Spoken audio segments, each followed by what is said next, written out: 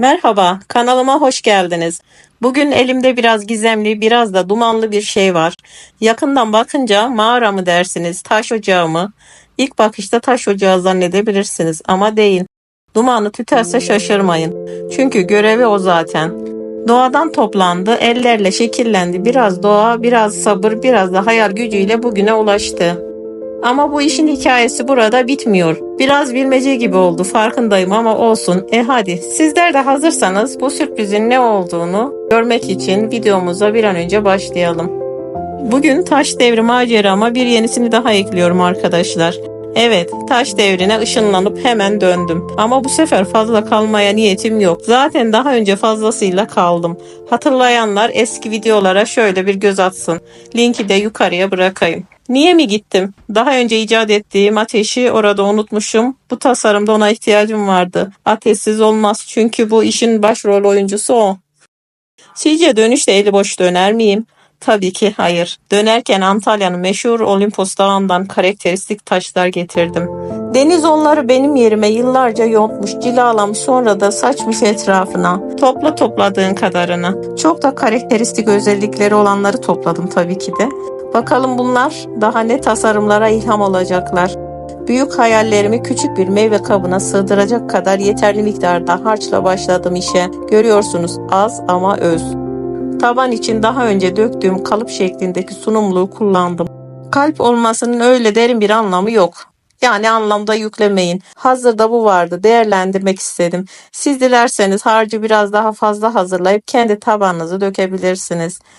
İlk çalışmama heyecanla başladım ama harç beni yarı yolda bıraktı. Öyle akışkandı ki taşları tutacağı yerde taşkınlık yaptı. Taşları bırakın tutmayı resmen üzerlerine yürüdü. Aktı da aktı. Güzelim taşları tamamen kapladı. Ve işte o an anladım ki maharet ellerde değilmiş, harcın kıvamındaymış. Sert olsaydı her şey daha kolay olurdu. Ama her zaman taş duvar örecek değiliz ya. Deneme yanılmanın tuzağına düşmüş bulunduk bir kere.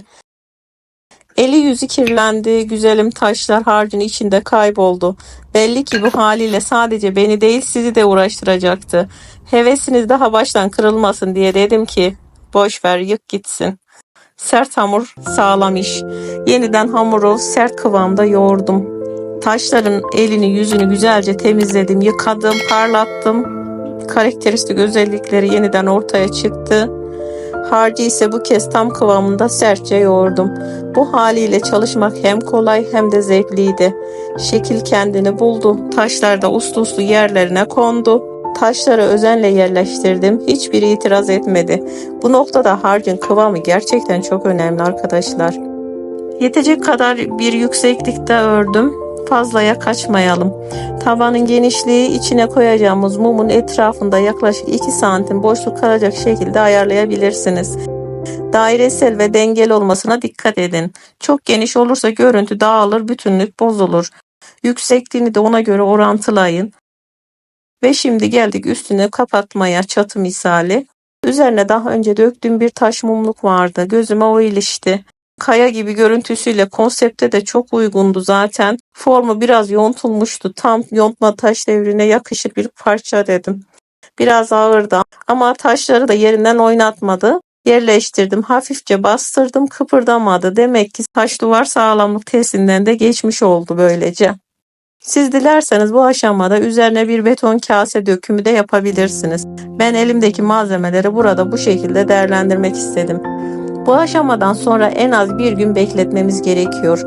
Kuruma tamamlandığında taşların önce bir elini yüzünü şöyle bir toparlayıp ıslak süngerle nazikçe silerek hem temizliyoruz hem de yüzeydeki o mat hali hafifçe parlatıyoruz. Bu çalışmada taşların dokularını bozmamak için boyama yapmadım. Ama beton harçla ördüğüm yerler doğal taşların yanında biraz fazla sırıtıyor açıkçası. Yani sıva olduğu belliydi. Ben de çok içime sinmedi. Taşların renklerini de boyayla kapatmak istemedim. Ne yaptım? İşte o yüzeyleri yumuşatmak için espresso tonlarında eskitme kremi kullandım. Fırçayı hafifçe sulandırarak sadece beton görünen yerlere sürdüm. Biraz daha koyu sürdüm beton görünen yerleri. Taşların üzerine de şöyle bir en açık tonuyla dokundum. Kaynaşma olsun diye. ve nemli bezle hemen sildim. Silince zaten taşların renkleri olduğu gibi çok şahane bir şekilde meydana çıkıyor. Örülen harçların yeri de taşların tonlarına hemen uyum sağlıyor. Eskitme kremi gerçekten mucize gibi kurtarıcı. Gözü yormayan doğal bir bütünlük oluştu. Evet, cilalı taş devrine geçtik. Bugün her şey taştandı. Vernik de taşsız olmazdı zaten. Son katı da sürdük. Bütün yüzeyler hafif parlak, tok ve dengeli bir görünüme kavuştu. Ve sonuç yorum sizin. Ben bu fikirleri sizlerle paylaşıyorum ki siz kendi dokunuşlarınızı katın. Yeni yollar açın.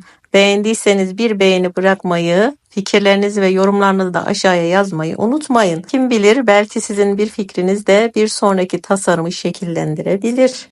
Fikirler çoğaltılabilir, yollar çeşitlenebilir ama içimden bir ses diyor ki siz bu parçanın daha çok güzelini yapacaksınız. Hadi bakalım göreyim sizleri de.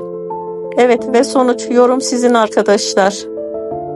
İster tütsülük, ister mumluk, ister mini bir şömine havası. İçine ateşi koyduğunuz an o sıcaklık bu küçük taş parçalarına kadar yayılıyor. Çok gönlü, sevimli ve sıcacık bir taş devri buhurdanlığı olmuş oldu. Nasıl buldunuz? Umarım beğenmişsinizdir. Umarım ilham olmuştur. Yorumlarınızı, fikirlerinizi aşağıda mutlaka bekliyorum. Bu arada unutmadan taşları yerleştirirken aralarda estetik boşluklar bırakmayı özellikle tercih etmiştim. Bunu söylemeyi unuttum. Sonuna gelince hatırladım. Tabi dumanlar oradan çıkınca kendilerini gösterdiler. Taşları yerleştirirken aralardan estetik boşluklar bırakmayı özellikle tercih ettim. Bu sadece yapısal değil, aynı zamanda görsel bir detay. Tütsü yandığında o boşluklardan çıkan duman taşların arasından süzülerek yumuşak bir hava katıyor. Işık ve ateş de o aralıklardan dışarıya yansıyınca tasarımın hem işlevi hem ruhu ortaya çıkıyor. Bir videomuzun daha sonuna geldik. Yeni videolarda yeniden görüşmek dileğiyle. Sevgiyle, sağlıkla, mutlulukla, sanatla kalın. Hoşça kalın.